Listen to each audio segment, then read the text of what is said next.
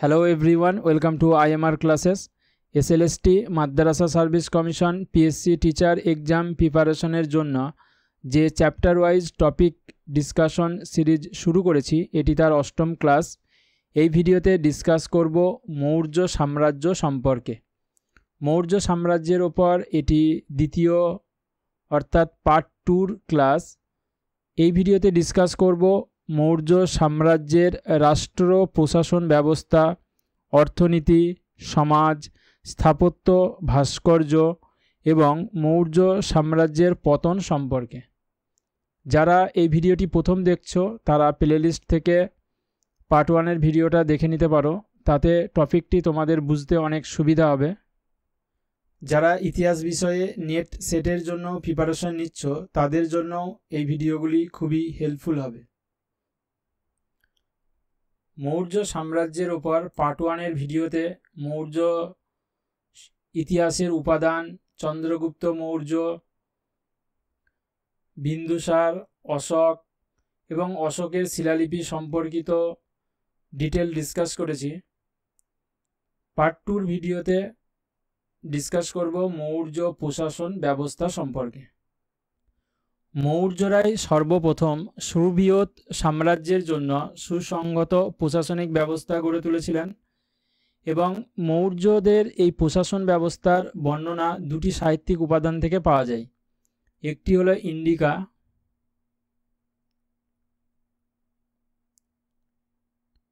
এই ইন্ডিকা গ্রন্থটি মেগাস্থিনিস রচনা করেছিলেন। অপরটি হলো অর্থশাস্ত্র।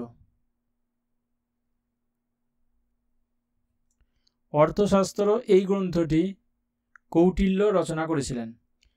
উক্ত এই দুটি গ্রন্থ থেকে মৌর্য প্রশাসন ব্যবস্থার যে বৈশিষ্ট্য পাওয়া যায় তার ভিত্তিতে দেখা গেছে যে মৌর্য প্রশাসন ব্যবস্থা ছিল এক শিলাবৎ এবং অতিমাত্রায় কেন্দ্রীভূত।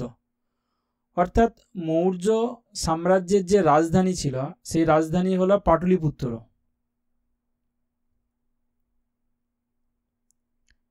এই পাটলিপুত্র থেকেই যাবতীয় প্রশাসনিক নির্দেশাবলী নিঃসৃত হতো এবং সাম্রাজ্যের প্রায় সর্বত্রই একই প্রকারের কঠোর এবং অপরিবর্তনীয় শাসন ব্যবস্থা প্রচলিত ছিল। তবে এই মত অনেক পণ্ডিত বা ঐতিহাসিকরা গ্রহণ করেন না যে মৌর্য সাম্রাজ্যের সর্বত্রই একই প্রকারের কঠোর এবং অপরিবর্তনীয় শাসন ব্যবস্থা ছিল, কারণ সেই সময়ে যাতায়াতের প্রতিবন্ধকতা এবং দূরত্বের কারণে এক শৈলিক শাসন ব্যবস্থা বজায় রাখা সম্ভব নয়।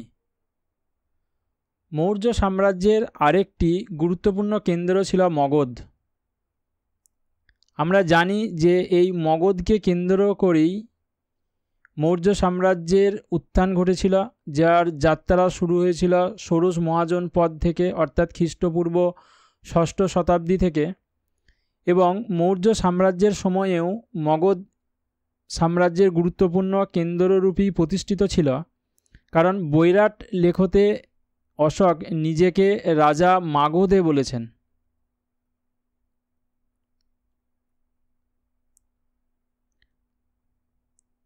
রাজা মাগধে অর্থাৎ তিনি মগধের রাজা।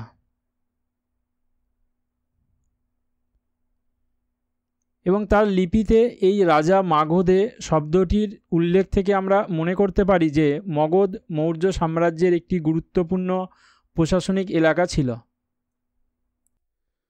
মৌর্য প্রশাসন ব্যবস্থার অপর উল্লেখযোগ্য বৈশিষ্ট্য হল যে মৌর্য প্রশাসন ছিল আমলাতান্ত্রিক। মৌর্য প্রশাসন ব্যবস্থায় সম্রাটকে সাহায্য করার জন্য একদল রাজপুরুষ বৃন্দ ছিলেন, যাদেরকে অর্থশাস্ত্রে বলা হয়েছে অমাত্য বা অধ্যক্ষ। এই অমাত্যরাই ছিল সম্রাটকে সাহায্য করার ক্ষেত্রে গুরুত্বপূর্ণ পদাধিকারী ব্যক্তি এবং অধ্যক্ষ ছিল বিভিন্ন দপ্তরের বিভাগীয় প্রধান। এই অমাত্যরাই অনেক ক্ষেত্রে বিভিন্ন দপ্তরে দায়িত্বপ্রাপ্ত হতেন। অর্থশাস্ত্রে এই অমাত্যর সংখ্যা দেওয়া আছে 18 জন, অর্থাৎ মৌর্য প্রশাসন ব্যবস্থায় অমাত্যের সংখ্যা ছিল 18, অন্যদিকে অধ্যক্ষের সংখ্যা ছিল 32। মৌর্য প্রশাসন পরিচালনার ক্ষেত্রে এই অমাত্য এবং অধ্যক্ষদের গুরুত্বপূর্ণ ভূমিকা ছিল। অর্থশাস্ত্রে এই অমাত্য এবং অধ্যক্ষ এই শব্দ দুটির উল্লেখ থাকলেও অশোকের অনুশাসনে মৌর্য রাজপুরুষ বৃন্দদের উল্লেখ করা আছে মহামাত্র নামে।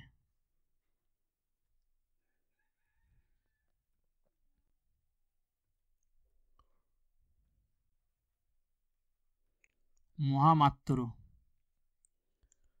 এই মহামাত্র হল অশোকের অনুশাসনে উল্লেখিত রাজপুরুষবৃন্দ, যেমন ধর্ম মহামাত্র,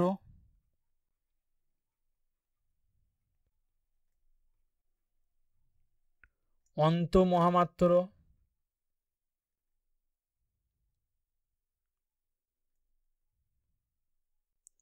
প্রভৃতি। অর্থাৎ এক কথায় কৌটিল্যের অর্থশাস্ত্রে মৌর্য যারা রাজপুরুষবৃন্দ ছিল তাদেরকে বলা হতো অমাত্য বা অধ্যক্ষ। অপরদিকে অশোকের অনুশাসনে বা লিপিতে এই মহামাত্র শব্দটির উল্লেখ রয়েছে রাজপুরুষবৃন্দদের বোঝানোর জন্য। মৌর্য প্রশাসনে মন্ত্রী পরিষদেরও উপস্থিতি ছিল বলে অনুমান করা হয়, কারণ অশোকের অনুশাসনে এই মন্ত্রী পরিষদকে বোঝানোর জন্য পরিষা শব্দটির উল্লেখ রয়েছে। এই পরিষা শব্দটি মন্ত্রী পরিষদকে ইঙ্গিত করে বলে অনেক পণ্ডিত বা ঐতিহাসিকরা মনে করে থাকেন। এছাড়া মৌর্য প্রশাসন ব্যবস্থায় যারা রাজপুরুষবৃন্দ ছিলেন তাদের পদমর্যাদা অনুযায়ী স্তরবিন্যাস ছিল, যেমন ছিল উকসা,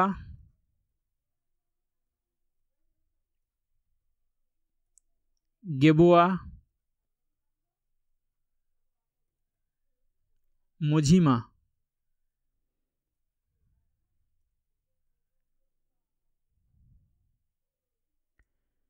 মৌর্য প্রশাসন ব্যবস্থায় এই আমলা বা রাজপুরুষবৃন্দ এদের যে এই স্তরবিন্যাস মৌর্য প্রশাসনকে আমলাতান্ত্রিক চরিত্র প্রদান করেছিল।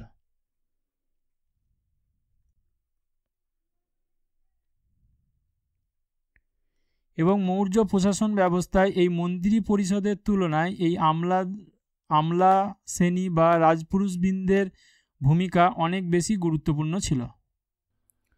মৌর্য প্রশাসন ব্যবস্থার অপর উল্লেখযোগ্য বৈশিষ্ট্য ছিল যে মৌর্য প্রশাসন সেনাবাহিনী নির্ভর রাষ্ট্র ব্যবস্থা।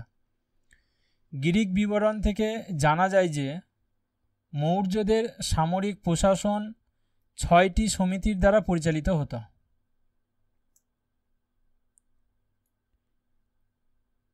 এবং এই 6টি সমিতিতে 5 জন করে সদস্য থাকত। টোটাল 6টি সমিতিতে 30 জন সদস্য। এই 30 জন সদস্যদের দ্বারাই মৌর্য সামরিক প্রশাসন পরিচালিত হতো। গ্রিক বিবরণীতে জানা যায় যে মৌর্য বাহিনীতে প্রায় 6 লক্ষের মতো বাহিনী ছিল।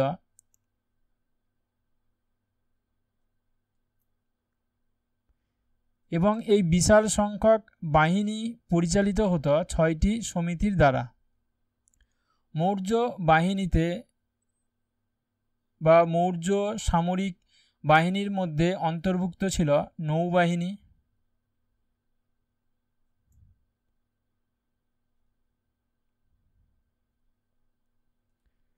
গোসকট,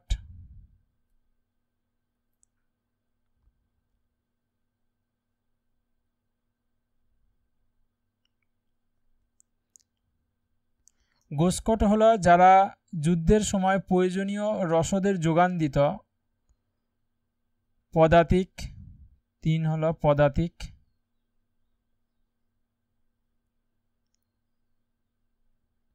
চতুর্থ হলো অশ্ববাহিনী।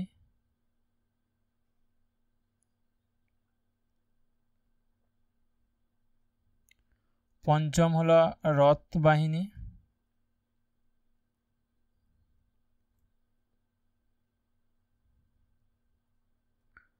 ষষ্ঠ হলো হস্তি বাহিনী।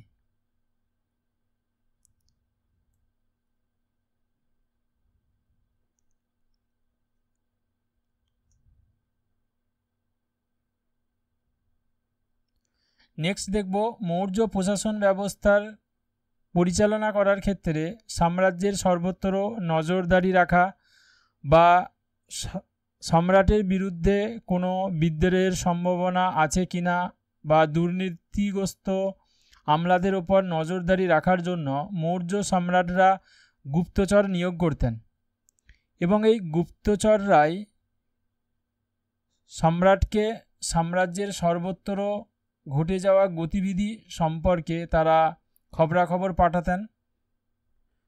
মৌর্য প্রশাসনে নিযুক্ত গুপ্তচরদের মেগাস্থিনিস বলেছেন ইফর বা এপিস্কোপই।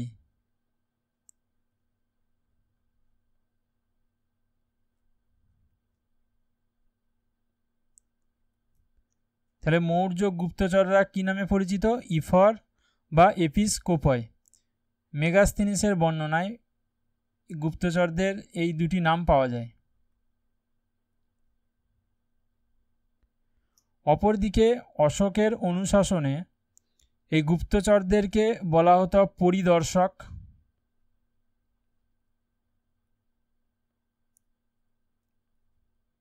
বা প্রতিবেদক।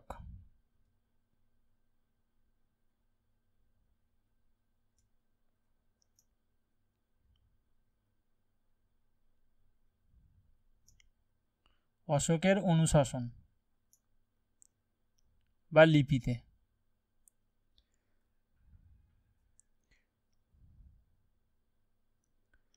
নেক্সট দেখব মৌর্য প্রশাসন ব্যবস্থায় একদিকে যেমন কেন্দ্রীয় প্রশাসন ব্যবস্থা ছিল, অপরদিকে তেমনি প্রাদেশিক শাসন ব্যবস্থাও ছিল। এরপর মৌর্যদের প্রাদেশিক শাসন ব্যবস্থা সম্পর্কে দেখব।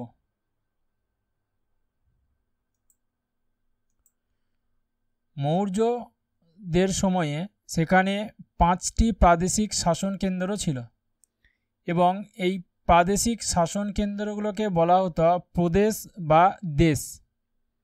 যে 5টি প্রদেশ বা প্রাদেশিক শাসন কেন্দ্র ছিল তা হলো প্রাচ্য, যার রাজধানী ছিল পাটলিপুত্র, উত্তরাপথ, যার রাজধানী ছিল তক্ষশিলা, দক্ষিণাপথ, রাজধানী সুবর্ণগিরি, অবন্তিপথ, যার রাজধানী উজ্জয়িনী, এবং কলিঙ্গ, যার রাজধানী ছিল তোষালি। এই যে 5টি প্রদেশ ছিল, এই 5টি প্রদেশের মধ্যে প্রথম 4টি প্রদেশ চন্দ্রগুপ্ত মৌর্য কর্তৃক দখলীকৃত অংশ ছিল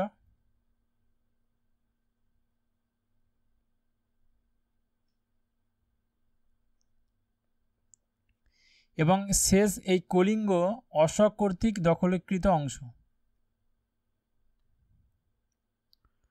অর্থাৎ এক কথায় মৌর্য সাম্রাজ্যের সর্বাধিক বিস্তৃতি ঘটেছিল চন্দ্রগুপ্ত মৌর্যের সময়ে এবং অশোক শুধুমাত্র কলিঙ্গ এই অংশটুকুই জয় করেছিল এবং বিন্দুসার কোনো প্রকার অঞ্চল দখল করেননি। এই যে প্রাদেশিক শাসন কেন্দ্রগুলি ছিল, এই প্রাদেশিক শাসন কেন্দ্রের যিনি শাসনকর্তা তার নাম ছিল কুমার বা যুবরাজ। এই প্রাদেশিক শাসন কেন্দ্রের এই শাসনকর্তারা অর্থাৎ কুমার এবং যুবরাজ এরা সম্রাট কর্তৃক মনোনীত হতেন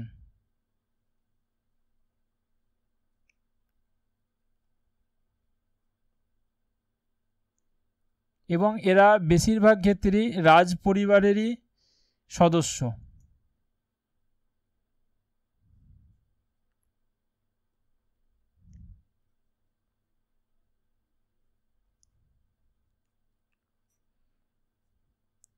এবং আর্যপুত্র এই প্রাদেশিক শাসন কেন্দ্রের যিনি শাসক, এই আর্যপুত্র নামটি শুধুমাত্র এই সুবর্ণগিরি শাসন কেন্দ্রের শাসককেই বোঝাতে আর্যপুত্র নামটি ব্যবহার হতো।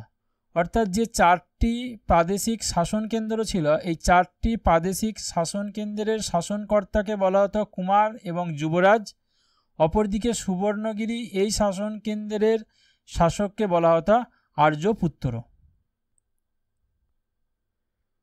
মৌর্য সাম্রাজ্যের যে প্রদেশগুলি ছিল, এই প্রদেশগুলো আবার জেলায় বিভক্ত ছিল এবং মৌর্য যুগে এই জেলাগুলো পরিচিত ছিল অহর বা বিষয় নামে এবং এই জেলার শাসনকর্তা হিসাবে নিযুক্ত ছিলেন রাজুকরা।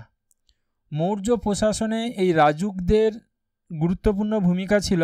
এরা একদিকে যেমন জমি জরিপের কাজ করত, অপরদিকে তেমনি বিচার ও ধর্মনীতি এবং তা প্রচারের ক্ষেত্রেও গুরুত্বপূর্ণ ভূমিকা পালন করত। মৌর্য প্রশাসনের সর্বনিম্ন স্তর ছিল গ্রাম এবং গ্রামের যিনি প্রধান ছিলেন, অর্থাৎ গ্রাম প্রধানের দ্বারাই গ্রামগুলি শাসিত হতো এবং গ্রামের প্রধানকে বলা হতো গ্রামিক। গ্রাম্য এলাকায় সামগ্রিক কৃষি ব্যবস্থার তত্ত্বাবধান, বন, খনি, রাস্তাঘাট রক্ষণাবেক্ষণ ইত্যাদি কাজের ক্ষেত্রে একজন সরকারি কর্মচারী নিয়োগ করা ছিল, তার নাম অ্যাগ্রোনমাই।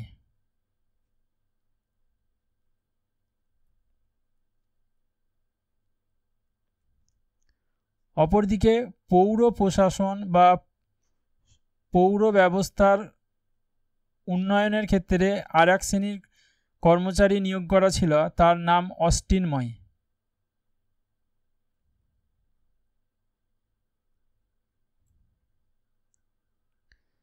তাহলে গ্রাম উন্নয়ন বা গ্রামের উন্নয়নমূলক কার্যকলাপের ক্ষেত্রে যে কর্মচারী নিযুক্ত ছিল তার নাম অ্যাগ্রোনমাই। অপরদিকে পৌর উন্নয়নের ক্ষেত্রে যে কর্মচারী নিযুক্ত ছিল তার নাম ছিল অস্টিনময়। মেগাস্থিনিসের বিবরণ থেকে এ সম্পর্কিত তথ্য পাওয়া যায়। এছাড়া কৌটিল্য, যিনি কৃষি ব্যবস্থার সম্প্রসারণের জন্য তথা সর্বাধিক পরিমাণে রাজস্ব ব্যবস্থা যাতে রাজকোষাগারে জমা হয় তার জন্য তিনি জনপদ নিবেশ স্থাপনের কথা বলেছেন এবং এই জনপদগুলি মৌর্য যুগে বিভিন্ন নামে পরিচিত ছিল, যেমন স্থানীয়, 800টি গ্রাম নিয়ে হতো স্থানীয়, 400টি গ্রাম নিয়ে ছিল দ্রোণমুখ, 200টি গ্রাম নিয়ে ছিল কার্বটিক এবং 10টি গ্রাম নিয়ে ছিল সংগ্রহণ। এরপর দেখব মৌর্য যুগের অর্থনীতি সম্পর্কে। মৌর্য সাম্রাজ্যের অর্থনীতির প্রধান ভিত্তি ছিল কৃষি এবং মৌর্য যুগে যে জমি ছিল সেই জমির ওপর ব্যক্তিগত মালিকানা ছিল না। জমির ওপর রাষ্ট্রীয় নিয়ন্ত্রণ বা রাষ্ট্রীয় কর্তৃত্ব বজায় ছিল। মেগাস্থিনিসের বিবরণ থেকে এই তথ্য পাওয়া যায়। রাজার যে নিজস্ব জমি ছিল সেই জমিকে বলা হতো সীতাদক্ষ এবং কৃষির উন্নয়নের জন্য এক শ্রেণীর কেন্দ্রীয় কর্মচারী নিয়োগ করা ছিল যাকে বলা হতো সীতাদক্ষ। অর্থাৎ কৃষি জমির ওপর যিনি দেখাশোনা করতেন, কৃষির উন্নয়নের ওপর যার দায়িত্ব ছিল তিনি হলেন সীতাদক্ষ। এছাড়া রাজকোষাগারে যাতে সর্বাধিক পরিমাণে রাজস্ব জমা হয় এবং সেই কারণে কৌটিল্য সম্রাটকে সর্বতোভাবে জনপদ নিবেশ স্থাপন করার কথা বলেছেন, কারণ যত গ্রাম গড়ে উঠবে অনাবাদি জমি আবাদি জমিতে পরিণত হবে, কৃষির সম্প্রসারণ ঘটবে এবং কৃষির সম্প্রসারণ ঘটলে সর্বাধিক পরিমাণে রাজস্ব রাজকোষাগারে জমা হবে। তাই জনপদ নিবেশ স্থাপনের ব্যাপারে কৌটিল্য সর্বদা শাসককে সচেতন হবার কথা বলেছেন। তাছাড়া মৌর্য প্রশাসনে দেখা যায় যে কৃষির সম্প্রসারণের জন্য রাষ্ট্রীয় তরফে উদ্যোগ ছিল, যেমন সেচ ব্যবস্থার ক্ষেত্রে মৌর্য শাসকরা গুরুত্বপূর্ণ অবদান নিয়েছিল।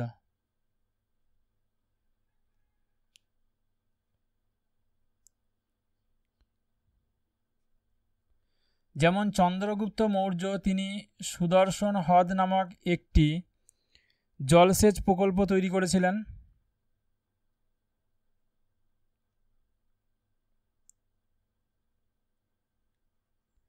এছাড়া কৃষি ব্যবস্থার সম্প্রসারণের জন্য অ্যাগ্রোনময় নামক কর্মচারীদের নিয়োগ করা হয়েছিল।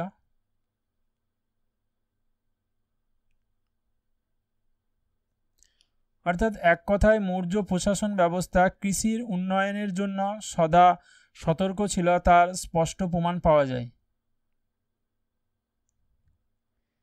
এরপর দেখব ব্যবসা বাণিজ্য সম্পর্কে। মৌর্য অর্থনীতির প্রতিটি ক্ষেত্র, কৃষি, ব্যবসা বাণিজ্য, কারিগরি শিল্প, সর্বক্ষেত্রে কেন্দ্রীয় নিয়ন্ত্রণ ছিল। কৃষির ওপর যেমন আমরা দেখলাম যে রাজার নিজস্ব নিয়ন্ত্রণ ছিল, সীতাধ্যক্ষ নামক কেন্দ্রীয় কর্মচারীকে নিয়োগ করা হয়েছিল। পাশাপাশি ব্যবসা বাণিজ্যের ওপরেও রাষ্ট্রীয় নিয়ন্ত্রণ ছিল এবং ব্যবসা বাণিজ্যের শ্রীবৃদ্ধির জন্য তারা রাস্তাঘাট নির্মাণ বা যাতায়াত ব্যবস্থার উন্নতির ওপরে তারা অর্থ ব্যয় করত। যেমন পাটলিপুত্র থেকে সুসা পর্যন্ত একটি রাজপথ নির্মাণ করা হয়েছিল। উক্ত আমলে দুটি গুরুত্বপূর্ণ সামুদ্রিক বন্দর ছিল, সুফারক ও তাম্রলিপ্ত। অর্থাৎ এই সময়ে সামুদ্রিক বাণিজ্যের ক্ষেত্রে তারা গুরুত্বপূর্ণ ভূমিকা নিয়েছিল। এছাড়া কারিগরি শিল্পে তদারকির জন্য অধ্যক্ষদের নিয়োগ করা হয়েছিল। যেমন অস্ত্র কারখানার দায়িত্বপ্রাপ্ত অধ্যক্ষ ছিলেন আয়ুধা গারাধ্যক্ষ।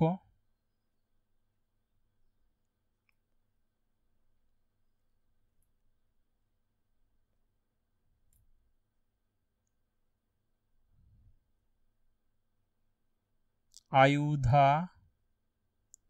গারাধ্যক্ষ।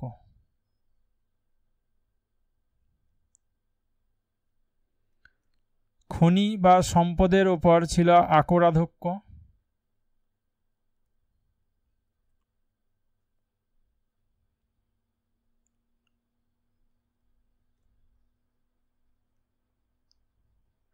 বস্ত্রশিল্পের ওপর ছিল সূত্রাধ্যক্ষ।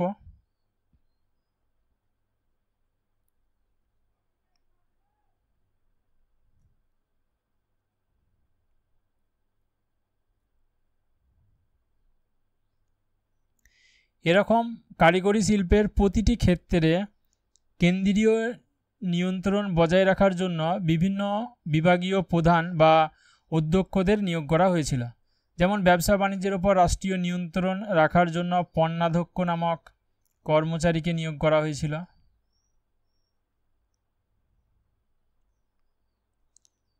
আর আমরা আগেই দেখলাম যে কৃষির ওপর নিয়ন্ত্রণ রাখার জন্য সীতাধ্যক্ষ নামক কর্মচারী নিয়োগ করা হয়েছিল। এরপর দেখব মৌর্য যুগের সমাজ জীবন সম্পর্কে। মেগাস্থিনিসের বর্ণনা থেকে জানা যায় যে মৌর্য সমসাময়িক পর্বে সমাজ ব্যবস্থা 7টি জাতির উপস্থিতি ছিল। মেগাস্থিনিসের বিবরণে যা সপ্তজাতি তত্ত্ব নামে পরিচিত। এই 7টি জাতি হল দার্শনিক, যিনি প্রথম সারির জাতি, নেক্সট কৃষক, পশুপালক ও শিকারী, চতুর্থ কারিগর ও ব্যবসায়ী, পঞ্চম সৈন্যবাহিনী, ষষ্ঠ গুপ্তচর, সপ্তম হল প্রশাসক ও মন্ত্রী। মেগাস্থিনিস উল্লেখ করেছেন যে এই যে 7টি গোষ্ঠী ছিল, এই 7টি গোষ্ঠীর এক গোষ্ঠীর সঙ্গে অন্য গোষ্ঠীর বিবাহ নিষিদ্ধ।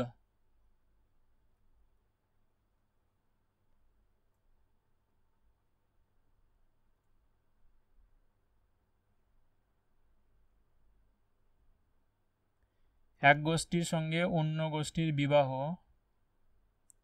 নিষিদ্ধ।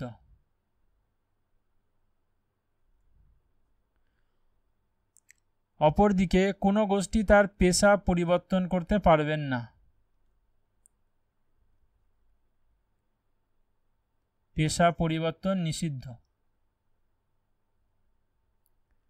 যে কারণে অনুমান করা হয় যে মেগাস্থিনিসের এই সপ্তজাতি তত্ত্ব বা সপ্তজাতি ভিত্তিক সমাজ ব্যবস্থার যে বর্ণনা তিনি দিয়েছেন তা অনেকাংশে বর্ণ জাতি ব্যবস্থার উপর ভিত্তি করেই প্রতিষ্ঠিত।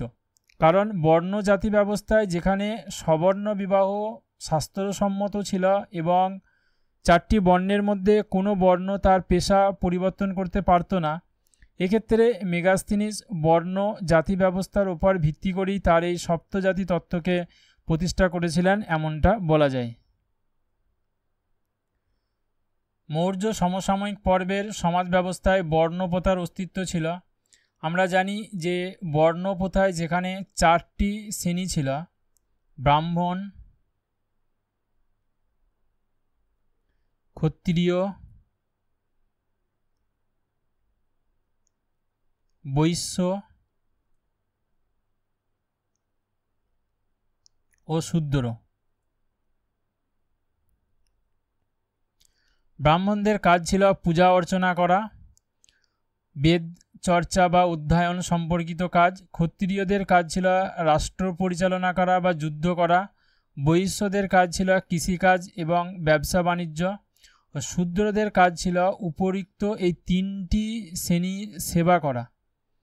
এবং এই যে বর্ণ ভিত্তিক যে সমাজ ব্যবস্থা, এই বর্ণভিত্তিক সমাজ ব্যবস্থা মৌর্য সমসাময়িক পর্বেও বজায় ছিল।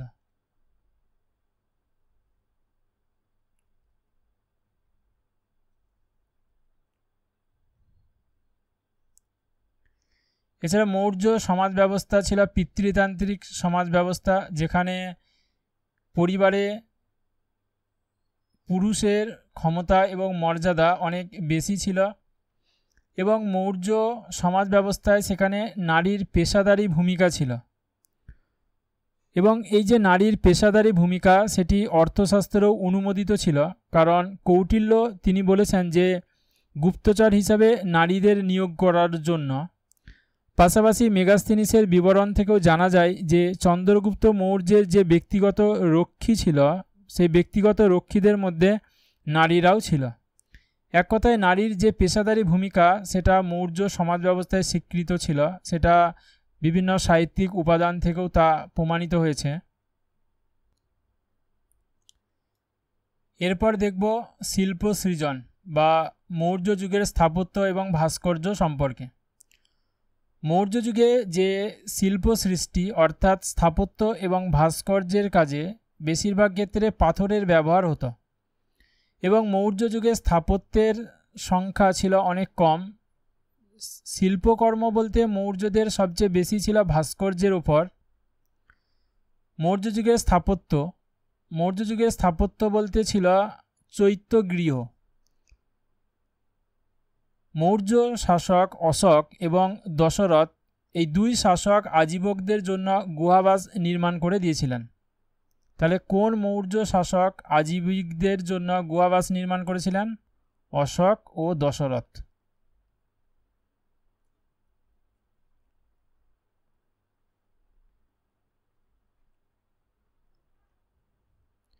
এছাড়া স্থাপত্য বলতে ছিল অশোক নির্মিত বৌদ্ধ স্তূপগুলি। এছাড়া মেগাস্থিনিসের বর্ণনায় পাটলিপুত্রে একটি বহুস্তম্ভ শোভিত ইমারতের বর্ণনা পাওয়া যায়।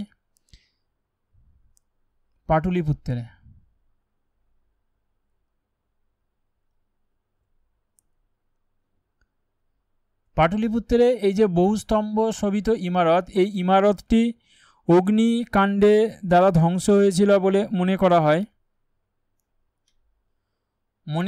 যে হকামনীষীয়দের নির্মাণ ধারাকে অনুসরণ করেই এই পাটলিপুত্রে বহুস্তম্ভ শোভিত ইমারতটি নির্মাণ করা হয়েছিল। এছাড়া মৌর্য যুগের যে ভাস্কর্য, সেই ভাস্কর্যের যে নিদর্শন ছিল তা ছিল অশোক স্তম্ভগুলি। আর অশোকের যে এই স্তম্ভগুলি ছিল, সেই স্তম্ভগুলির শীর্ষে থাকত বিভিন্ন প্রাণী মূর্তি, যেগুলি স্তম্ভগুলিকে শোভাবর্ধন করত। যেমন যে অশোকের যে সারনাথ স্তম্ভ ছিল, সারনাথ স্তম্ভ, এই সারনাথ স্তম্ভের শীর্ষে অবস্থান করছে হাতি, সিংহ, অশ্ব ও বৃষ মূর্তি।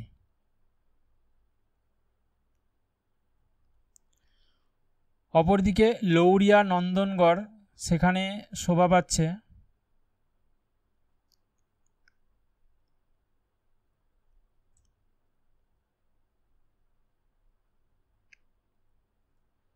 সিংহ মূর্তি।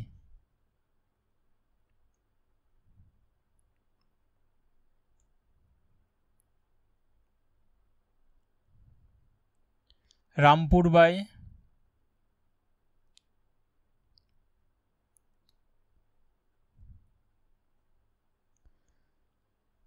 ব্রিজ মূর্তি, এগুলো সবই এক একটি স্তম্ভ লিপি।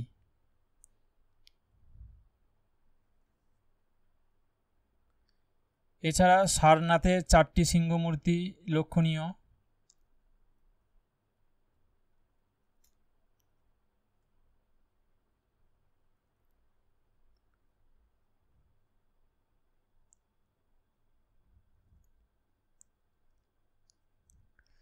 অশোকের যে এই স্তম্ভগুলি ছিল, এই স্তম্ভগুলি একটি মাত্র প্রস্তর খণ্ড থেকেই তৈরি হতো এবং এই স্তম্ভগুলোর ক্ষেত্রে লেক উৎকীর্ণ ছিল, আবার কোনোটির ক্ষেত্রে আবার দেখা যায় যে লেক উৎকীর্ণ ছিল না, এবং এই প্রস্তরগুলি বেলে পাথর দিয়ে তৈরি হতো। বেলে পাথর, এবং এই যে বেলে পাথর, এই বেলে পাথর আসতো বারাণসীর পশ্চিমে চুনার থেকে। বারাণসী,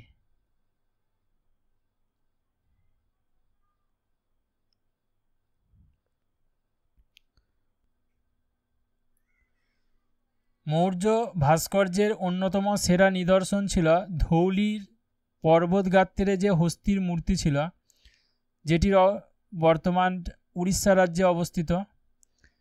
এছাড়া স্থাপত্যের সেরা নিদর্শন ছিল পাটনায় দিদারগঞ্জ যক্ষী। এই দিদারগঞ্জ যক্ষী এটি চুনার থেকে প্রাপ্ত বা চুনার থেকে আনা বেলে পাথর দিয়ে তৈরি। এরপর দেখব মৌর্য সাম্রাজ্যের পতনের কারণ সম্পর্কে। মৌর্য সাম্রাজ্যের পতন ঘটেছিল আনুমানিক 187 খ্রিস্টপূর্ব নাগাদ, এবং পুরাণের সাক্ষ্য থেকে জানা যায় যে মৌর্যরা প্রায় 137 বছর রাজত্ব করেছিল। অশোকের মৃত্যুর প্রায় 50 বছরের মধ্যেই এই মৌর্য সাম্রাজ্যের পতন ঘটে। 187 বিসিতে শুঙ্গ বংশের শাসক পুষ্যমিত্র শুঙ্গ,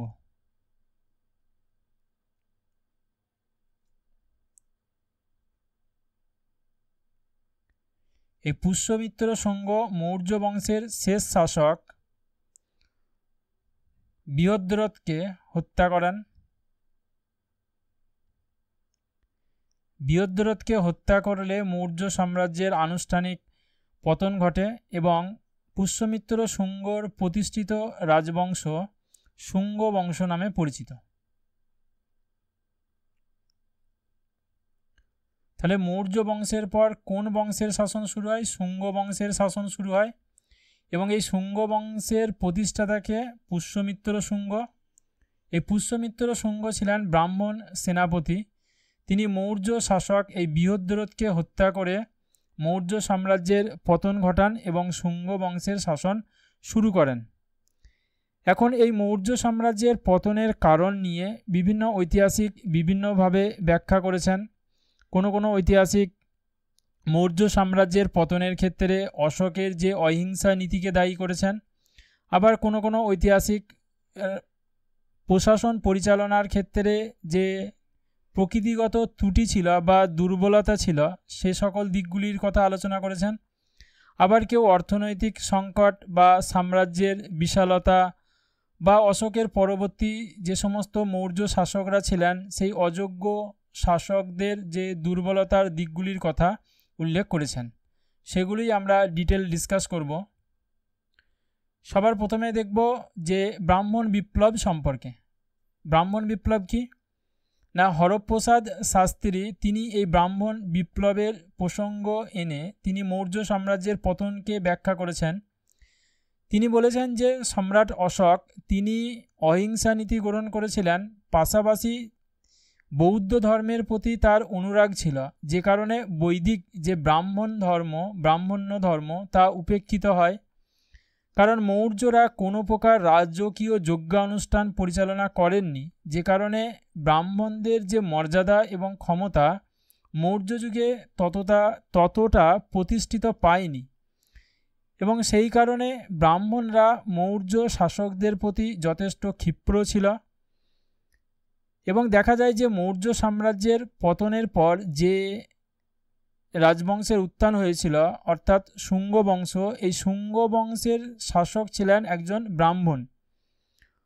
অর্থাৎ হরপ্রসাদ শাস্ত্রী তিনি বোঝাতে চেয়েছেন যে ব্রাহ্মণরা বিভিন্নভাবে মৌর্য যুগে উপেক্ষিত হয়েছিল মৌর্য শাসকদের দ্বারা, তারা সেই সম্মান এবং মর্যাদা পাননি, যে কারণে তারা মৌর্য রাষ্ট্র ব্যবস্থার বিরোধী ছিল এবং তারা চাইছিল যে এই মৌর্য সাম্রাজ্যের পতন ঘটুক, এবং তার জন্য তাদের যথেষ্ট উদ্যোগ ছিল।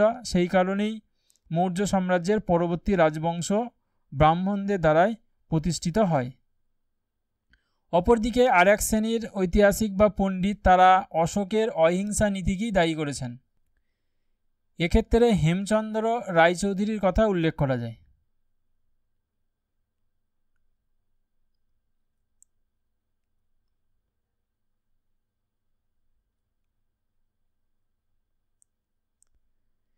হেমচন্দ্র রায়চৌধুরী তিনি দেখিয়েছেন যে মৌর্য যে রাষ্ট্র ব্যবস্থা বা মৌর্য প্রশাসন, যেটি যুদ্ধ এবং আগ্রাসী নীতির সাফল্যের কারণেই টিকেছিল, কিন্তু সম্রাট অশোক তিনি অহিংসা নীতি গ্রহণ করার কারণে তার সেনাবাহিনী পরিত্যক্ত হয়েছিল এবং রাষ্ট্র প্রশাসন ভিতর থেকে দুর্বল হয়ে পড়েছিল, যে কারণে মৌর্য সাম্রাজ্যের ক্রমিক অবক্ষয় শুরু হয়।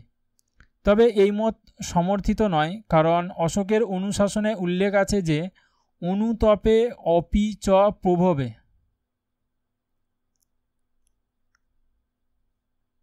অনুতপে অপি চ প্রভবে, অর্থাৎ তিনি কলিঙ্গ জয়ের পর যুদ্ধনীতি পরিত্যাগ করেছিলেন, কিন্তু তিনি সৈন্যবাহিনী পরিত্যাগ করেনি, তখন পর্যন্ত তার ক্ষমতা বজায় ছিল, সেটিই তিনি বুঝিয়েছেন। অর্থাৎ অশোকের অহিংসা নীতির কারণেই যে সাম্রাজ্যের রাষ্ট্র ব্যবস্থা সামরিক দিক থেকে দুর্বল হয়ে পড়েছিল, যে কারণে মৌর্য সাম্রাজ্যের পতন ঘটেছিল, এই মত গ্রহণযোগ্য নয়। অপরদিকে অর্থনৈতিক সংকটের কারণে মৌর্য সাম্রাজ্যের পতন হয়েছিল বলে অনেকে মনে করে থাকেন। এক্ষেত্রে ডিডি কোসাম্বি ও রমিলা থাপারের কথা উল্লেখ করা যায়। ডিডি কোসাম্বি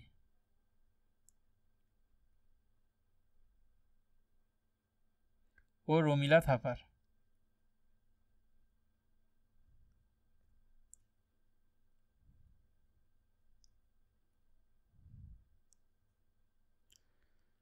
মৌর্যদের বিশাল সৈন্যবাহিনী ছিল, তাছাড়া আমলাতান্ত্রিক শাসন ব্যবস্থা ছিল, এবং এই যে বিশাল সৈন্যবাহিনী এবং আমলাতান্ত্রিক শাসন ব্যবস্থা বজায় রাখার জন্য অর্থ সম্পদের প্রয়োজন ছিল। মৌর্যদের রাষ্ট্র বা মৌর্য সাম্রাজ্য সমগ্র উত্তর এবং দক্ষিণ ভারত জুড়ে বিস্তৃতি ঘটেছিল, কিন্তু মৌর্যদের রাজস্ব শুধুমাত্র উত্তর ভারত থেকেই আদায় হতো, দক্ষিণ ভারত থেকে ততটা বেশি আদায় হতো না। 1 শতাব্দীর বেশি দাক্ষিণাত্যে মৌর্য কর্তৃত্ব বজায় ছিল, কিন্তু সেখানে কৃষি অর্থনীতির উপস্থিতি দেখা যায়নি। তাই সম্পদ আরোহণ এবং বন্টনের ক্ষেত্রে একটা বৈষম্য ছিল, অর্থাৎ উত্তর ভারত থেকে যতটা পরিমাণে রাজস্ব আদায় হতো, দক্ষিণ ভারত থেকে তো ততটা পরিমাণে রাজস্ব আদায় হতো না, অথচ প্রশাসন পরিচালনার ক্ষেত্রে খরচা বা ব্যয় হতো অনেক বেশি। তাই প্রশাসনিক কাঠামো ও সাম্রাজ্যের সংহতির পক্ষে এটি একটি প্রতিকূল, এবং এই ব্যাপারটি হয়তো মৌর্য যুগে বা মৌর্য সাম্রাজ্যে অর্থনৈতিক সংকট তৈরি করেছিল। পাশাপাশি পতঞ্জলির যে মহাভাষ্য, সেখান থেকে জানা যায় যে মৌর্যরা তারা হিরণ্যসন্ধানী মৌর্যদের দ্বারা দেবদেবীর মূর্তি প্রস্তুত করানো হয়েছিল। আসলে কৌটিল্য একটি পরামর্শ দিয়েছিলেন যে রাষ্ট্রে যখন অর্থনৈতিক সংকট দেখা দেবে, সেই সময়ে শাসক তিনি এই মত প্রচার করবেন বা জনগণের মধ্যে এই ধারণা প্রচার করবেন যে দেবদেবীরা রুষ্ট হয়েছেন, তাই অর্থনৈতিক ক্ষেত্রে সংকট দেখা দিয়েছে। এই সংকট মোকাবেলা করার জন্য দেবদেবীদেরকে খুশি করতে হবে এবং তার জন্য দেবদেবীদের মূর্তি প্রস্তুত করবেন এবং বলা হবে যে সকলে তাদের যে সম্পদ তা দেবদেবীর উদ্দেশ্যে অর্পণ করবেন এবং শাসক গোপনীয়ভাবে সেই সমস্ত সম্পদগুলো আত্মসাৎ করে রাজকোষাগারে জমা করবেন। এবং মৌর্যদের সময়েও অর্থনৈতিক ক্ষেত্রে এই সংকট দেখা দিয়েছিল বলেই মৌর্যরা দেবদেবীর মূর্তি প্রস্তুত করেছিল। এই মত সমর্থিত হয়েছে পতঞ্জলির মহাভাষ্য থেকে। তাছাড়া মৌর্য যুগের যে মুদ্রায় সেখানে খাদের পরিমাণ বৃদ্ধি পাচ্ছিল, তাহলে এটা প্রমাণ করে যে মৌর্য সাম্রাজ্যের অন্তিম পর্বে এসে অর্থনৈতিক সংকট দেখা দিয়েছিল, যা সাম্রাজ্যের পতনকে অনিবার্য করে তুলেছিল। পাশাপাশি মৌর্য সাম্রাজ্যের বিশালতা ছিল এবং এই সাম্রাজ্যের বিশালতার কারণে দেখা যায় যে সর্বত্র সুশাসন ছিল না। কারণ দিব্যবদান গ্রন্থে দেখা গেছে যে তক্ষশিলায় মৌর্য শাসনের বিরুদ্ধে প্রজাবর্গ বিদ্রোহ করেছিল এবং এই বিদ্রোহ দমন করার জন্য অশোক নিযুক্তও হয়েছিলেন। আসলে মৌর্য শাসকরা যা নির্দেশ দিত সেই নির্দেশবলী অধস্তনদের কাছে গিয়ে পৌঁছাতো না বা নির্দেশগুলির তাৎপর্য আধিকারিকরা বুঝতে পারতেন না এবং এই সাম্রাজ্যের বিশালতার কারণে দেখা যায় যে সর্বত্র সাম্রাজ্যকে সুশৃঙ্খল রাখা সম্ভব হয়নি। এছাড়া অশোকের যে সমস্ত পরবর্তী শাসক ছিলেন সেই সমস্ত শাসকরা ছিলেন অযোগ্য, কারণ মৌর্য সাম্রাজ্যের প্রথম তিনজন শাসক চন্দ্রগুপ্ত মৌর্য, বিন্দুসার এবং অশোক যতটা যোগ্যতা সম্পন্ন ছিলেন এবং তাদের যোগ্যতা, দূরদর্শিতা প্রভৃতির কারণে মৌর্য সাম্রাজ্যের যে বিস্তৃতি এবং মৌর্য সাম্রাজ্যের গৌরব টিকে ছিল। কিন্তু অশোকের পরবর্তী যারা শাসক হয়েছিলেন তারা ততটা যোগ্যতা সম্পন্ন ছিলেন না, যে কারণে সাম্রাজ্যের ক্রমিক অবক্ষয় শুরু হয়ে যায়। মৌর্য শাসনের বিরুদ্ধে প্রজা অসন্তোষের কথা যেটা আগেই বললাম যে তক্ষশিলার বিদ্রোহ প্রসঙ্গে। এছাড়া মনে করা হয় যে উত্তর পশ্চিম সীমান্তে গ্রিকদের ক্ষমতা বৃদ্ধি পাচ্ছিল। মৌর্যরা উত্তর পশ্চিমের এই গ্রিকদের দ্বারা বিপন্ন হয়ে থাকতে পারেও বলে মনে করা হয়। পতঞ্জলির মহাভাষ্য থেকে জানা যায় যে যবন অভিযান সম্পর্কে, অর্থাৎ গ্রিকদের আক্রমণে মৌর্য প্রশাসন বা মৌর্য সাম্রাজ্যের যে দুর্বলতা সেই দুর্বলতা প্রতিপন্ন হয়, কারণ মৌর্য শাসনের অন্তিম পর্বে হয়তো এই গ্রিকদের মোকাবেলা করা আর সম্ভব হয়নি। রমিলা থাপার তিনি মৌর্য সাম্রাজ্যের পতনের ক্ষেত্রে মৌর্য স্বৈরতন্ত্রের মধ্যে প্রকৃতিগত ত্রুটির কথা উল্লেখ করেছেন। যেমন তিনি বলেছেন যে মৌর্য যে প্রশাসক গোষ্ঠী ছিল সেই প্রশাসক গোষ্ঠী বিশেষ সামাজিক শ্রেণীর মধ্য থেকে এসেছিল, যে কারণে তাদের ওপর নির্ভরশীলতা ছিল অনেক বেশি। দ্বিতীয়ত জনপ্রতিনিধিত্বমূলক প্রতিষ্ঠানের অভাব ছিল এবং যার কারণে শাসক এবং প্রজার মধ্যে দূরত্ব বেড়েছিল। এইভাবেই বিভিন্ন পণ্ডিত এবং ঐতিহাসিকরা বিভিন্নভাবে মৌর্য সাম্রাজ্যের পতনের কারণকে ব্যাখ্যা করেছেন। এই টপিকটির আলোচনা এই পর্যন্ত। ভিডিওটি ভালো লেগে থাকলে লাইক শেয়ার করে দিও, চ্যানেলটি সাবস্ক্রাইব করে বেল আইকনের অল নোটিফিকেশন অন করে রেখো। চ্যানেলের নতুন ভিডিওর আপডেট নোটিফিকেশন সবার আগে পেয়ে যাবে।